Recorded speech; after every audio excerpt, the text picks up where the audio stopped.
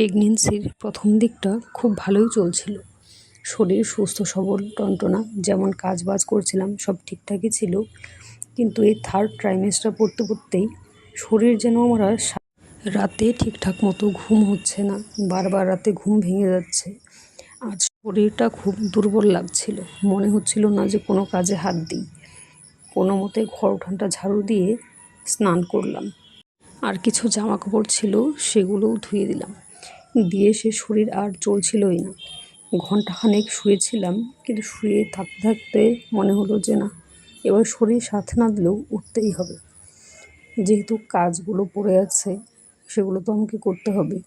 তাই রান্নাঘরে এসে আগে শাশুড়িমাকে জিজ্ঞেস করলাম যে কী কী রান্নাবাড়ি হবে। তো রান্নাবাড়ি কী হবে শুনে এখানে আমি কাটাকাটি করতে বসে গেছি। তো কাটা আমার হয়ে গেছে, এখন এগুলোকে ধুয়ে নেব। এগুলোকে দিয়ে দিচ্ছি রান্নাঘরে, আর একটুখানি ভাত বসাবো, আমরা খাবো শুধু সকালের ভাত। এটা বসিয়ে দিতে দিতেই বাজার নিয়ে চলে এসছে। এখানে মাছ আমি ধুয়ে নিলাম, আর শরীর টানছে না। মাছটা রান্নাঘরে দিয়ে আমি ঘরে চলে এসেছি। আজকে এত গরম, গরমে অস্থির হয়ে যাচ্ছি, কাজ করতে করতে হাঁপিয়ে যাচ্ছি। ভিডিওটা আজকে এখানে শেষ করছি। নেক্সট আপডেট নেক্সট ভিডিওতে দেবো। আজকে